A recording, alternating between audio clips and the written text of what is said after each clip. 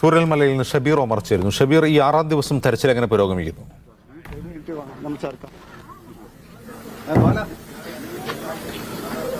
ജിംസെ, 6ാം ദിനവും തെരച്ചിൽ സജീവമായി തന്നെ തുടരുകയാണ്. ഇന്നിപ്പോൾ തെളിഞ്ഞ കാലാവസ്ഥയാണ്. തെളിഞ്ഞ കാലാവസ്ഥ എന്ന് പറയുമ്പോൾ കഴിഞ്ഞ 5 ദിവസവും ഇല്ലാത്ത രീതിയിൽ തുടർച്ചയായി വെയിൽ തന്നെ, ശക്തമായ വെയിൽ തന്നെയാണ് ഈ ദുരന്ത ബാധിത മേഖലയിലുള്ളത്. അപ്പോൾ തെരച്ചിലിന് കുറെ കൂടി വേഗത കൈവരും. ഒപ്പം തന്നെ നേരത്തെ ചെളി പുരണ്ട് കിടന്നിരുന്ന അല്ലെങ്കിൽ ചെളിയിൽ പുതഞ്ഞു കിടന്നിരുന്ന സ്ഥലങ്ങളിലെല്ലാം തന്നെ വേഗത്തിൽ എത്തിച്ചേരാൻ കഴിയുമെന്നാണ് രക്ഷാപ്രവർത്തകർ പറയുന്നത്. എന്തായാലും ഇന്നിപ്പോൾ എന്നോടൊപ്പം ഈ തെരച്ചിലിൽ സുപ്രധാന പങ്ക് വഹിക്കുന്നത് ഫയർഫോഴ്സ് ആണ്. എന്നോടൊപ്പം ഇപ്പോൾ ഫയർഫോഴ്സ് ഉദ്യോഗസ്ഥരുണ്ട്. അദ്ദേഹം സംസ്ഥാനത്തിന്റെ വിവിധ ജില്ലകളിൽ നിന്നുള്ള ഫയർഫോഴ്സ് ഉദ്യോഗസ്ഥർ ഈ ദുരന്തബാധിത മേഖലയിലേക്ക് എത്തിയിട്ടുണ്ട്. അദ്ദേഹം തൃശൂർ ജില്ലയിൽ നിന്നുള്ള ഉദ്യോഗസ്ഥരാണ്.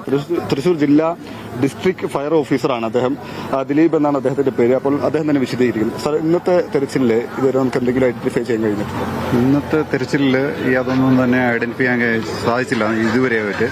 പക്ഷേ ഇന്ന് നമ്മൾ മെയിനായിട്ട് നമ്മൾ കുറച്ച് ഒരു 500ഓളം ഗ്യാസ് സിലിണ്ടേഴ്സ് മേളിൽ നിന്ന് ഒഴുകി വന്നിട്ടുണ്ട്. അതിന് കളക്ട് ചെയ്ത് സെഗ്രിഗേറ്റ് ചെയ്ത് MD സിലിണ്ടേഴ്സും ഫുള്ളായിട്ടുള്ള സിലിണ്ടേഴ്സ് സെഗ്രിഗേറ്റ് വെച്ചിട്ടുണ്ട്. ഇന്നിപ്പോൾ നമ്മൾ സപ്ലൈ ഓഫീസുമായിട്ട് ബന്ധപ്പെട്ടിട്ടുണ്ട്. സിവിൽ സപ്ലൈസ് ഓഫീസുമായിട്ട് ബന്ധപ്പെട്ട് അവരെ നിയറസ്റ്റ് ഗ്യാസ് ഗോഡൌണിലേക്ക് അത് മാറ്റാൻ വേണ്ടിയുള്ള ഏർപ്പാട് ചെയ്യുന്നുണ്ട്. അത് നമ്മൾ തെരച്ചിലിന് അതൊരു ഭംഗമാണ്. അത് നമ്മൾ ചിലപ്പോൾ JCB ഹിറ്റാച്ചിയിലെ ആമ കൊണ്ട് അത് ലീക്കാവാൻ ചാൻസ് ഉണ്ട്. കുറച്ചും കൂടെ അത് ലീക്കായാൽ പ്രശ്നമാവും. അതുകൊണ്ട് നമ്മൾ കഴിവതും അത് മാറ്റുന്നു. പിന്നെ നമ്മൾ മുകളിലൊക്കെ ആളൊഴിഞ്ഞു പോയ ഡാമേജ് വരാത്ത കെട്ടിടങ്ങളിൽ പരിസരത്താറ്റ കേറ്റിൽസും അവരെ കോഴിയൊക്കെ കൂട്ടിയിട്ടിട്ടുണ്ട്. കോഴിക്കൂട്ടിൽ അങ്ങനെ അടച്ചിട്ടിട്ടുണ്ട്.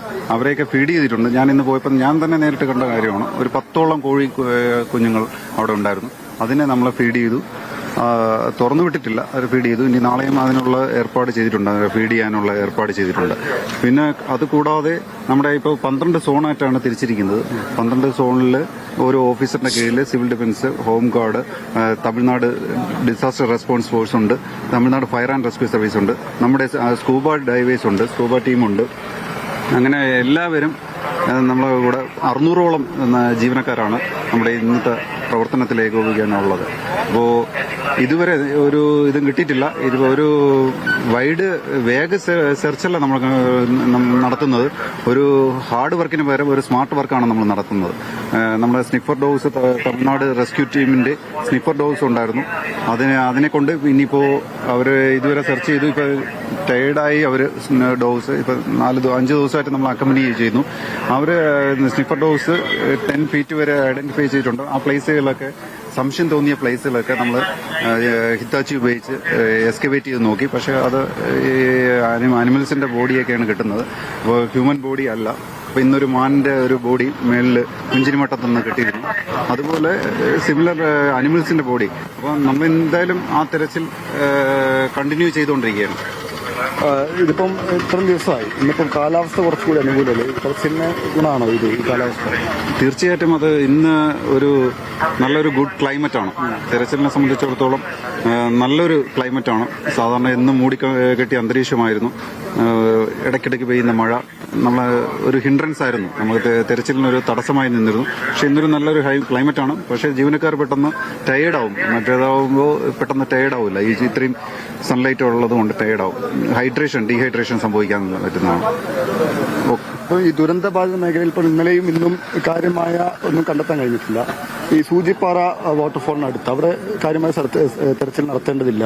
അവിടെ നിന്ന് പിന്നീട് മനുഷ്യരുടെ മൃതദേഹം കിട്ടുന്നുണ്ട്. ഇപ്പോൾ ഈ കഴിഞ്ഞ ദിവസങ്ങളിൽ നടത്തിയ പരിശോധന ഞാനിന്ന് അട്ടമല വരെ പോയിരുന്നു. അതുകൊണ്ട് അവിടെ നിന്ന് കാണാം, സൂചിപ്പാറ വാട്ടർഫോൾസ് കാണാം. അതിൽ സന്നദ്ധ സംഘടനകൾ ഒരുപാട്, നമ്മളെ എല്ലാ സഹോദര ഡിപ്പാർട്ട്മെന്റ് എല്ലാവരും കൂടെ ചേർന്ന് സംയുക്തമായി പരിശോധന നടത്തിയതാണ്. എന്നിരുന്നാലും നമ്മളൊരു ചെറിയൊരു കണിയ പോലും നമ്മൾ അവശേഷിക്കാത്ത രീതിയിൽ വീണ്ടും സെർച്ച് ചെയ്യുന്നുണ്ട്. റിപ്പീറ്റഡ് സെർച്ചാണ് നമ്മളിപ്പോൾ നടത്തിക്കൊണ്ടിരിക്കുന്നത്. ഇന്നും കഴിഞ്ഞ ദിവസം ഈ 6 days ആയിട്ട് ഞാനിവിടെ ഉണ്ട്. പല ഭാഗങ്ങളും ഒരിക്കൽ സെർച്ച് ചെയ്ത് തന്നെയാണ്. നമ്മളെ ഡിഫറെന്റ് ടീംസ് മാറി വന്നു. അവരെല്ലാം ഒന്നും കൂടെ സെർച്ച് ചെയ്തുകൊണ്ടിരിക്കുന്നത്. ആ സെർച്ചിങ് ടീമാണ് ഇന്ന് ഞാൻ പറഞ്ഞ ഈ ഗ്യാസ് സിലിണ്ടേഴ്സ് മാറ്റുന്നത്. അതൊരു നമുക്ക് സംബന്ധിച്ചിടത്തോളം അതൊരു വലിയൊരു അപകട ഇതാണ്. മണ്ണിൽ പൊതിഞ്ഞു കിടക്കുന്നത് ഈ JCBയുടെ ആം കൊണ്ടുകഴിഞ്ഞാൽ അത് ലീക്കാവാം. അത് വലിയൊരു അപകടമാണ്. എനിക്ക് തോന്നുന്നു 500 ഒന്നുമല്ല. ഞാൻ ഒരു മേഖലയിൽ നിന്ന് ഇപ്പോൾ 27 സിലിണ്ടറാണ്. വില്ലേജ് വെള്ളമുണ്ട വില്ലേജ് ഏരിയയിൽ നിന്ന് മാത്രം ഒരു പോയിന്റിൽ നിന്ന് മാത്രം 27 സിലിണ്ടേഴ്സാണ് റിക്കവർ ചെയ്ത് മാറ്റിവെച്ചിട്ടുള്ളത്. 27 അങ്ങനെ ഡിഫറെന്റ് പോയിന്റ്സിൽ ഇപ്പോൾ ഇൻഫർമേഷൻ കൊടുത്തിട്ടുണ്ട്, അവരോട് കളക്ട് ചെയ്തിട്ടുണ്ട്. ഇന്നലെ ചെയ്ത പോലെ തന്നെ നമ്മൾ 23 കാറ്റിൽസിന് ഫീഡ് ചെയ്യാൻ നമ്മുടെ സ്റ്റാഫ് പോയിട്ടുണ്ട്. അവരെ കാറ്റിൽസിന് 13 പശുക്കളും 9 കിടാങ്ങളുമാണ് ഉള്ളത്. അപ്പോൾ അവരെ ഇന്ന് ഡെയിലി പോയി ഫീഡ് ചെയ്യുകയാണ് നമ്മൾ. റെസ്ക്യൂ ടീമും ഉണ്ട്, പുറത്തുള്ള സന്നദ്ധ സംഘടനകളുള്ള നമ്മളെ ക്രൂ മെമ്പേഴ്സും കൂടെ ചേർന്നാണ് ഡെയിലി ഫീഡ് ചെയ്യുന്നത്. എന്തുകൊണ്ട് തുറന്നു വിട്ടുകൂടാന്ന് വെച്ചാൽ ഫാമിൽ വളർത്തുന്ന പശുക്കളാണ്. അപ്പോൾ പിന്നെ അതുമല്ല പാലം ബ്രോക്കണായി, നമുക്ക് ഈസി ആയിട്ട് അവര് റോപ്പ് വഴി ഇനി എത്തിക്കാൻ പറ്റില്ല, കരയ്ക്ക് എത്തിക്കാൻ പറ്റില്ല. അത് നല്ലൊരു ഭാരം ടൺ കണക്കിന് വെയിറ്റ് ഉള്ള പശുക്കളാണ്. അപ്പോൾ ഡെയിലി പോയി റെസ്ക്യൂ ടീമിനൊപ്പം പോയി ഫീഡ് ചെയ്യുകയാണ് ചെയ്യുന്നത്. ഇന്നലെ ആ മരണപ്പെട്ട കേറ്റലിനെ നമ്മൾ ബെറി ചെയ്യുകയുണ്ടായി. അങ്ങനെ നമ്മൾ ഹ്യൂമൻ ലൈഫ് മാത്രമല്ല അനിമൽ ലൈഫും കൺസിഡർ ചെയ്യുന്നു. അനിമൽ ലൈഫ് കൺസിഡർ ചെയ്തപ്പോഴാണ് ഞാൻ പറഞ്ഞ പൂച്ചയ്ക്കും പട്ടിക്കും തുറന്നു വിടുന്നുണ്ട്, അവർക്ക് വേണ്ട ആഹാര സാധനങ്ങൾ കൊടുക്കുന്നുണ്ട്.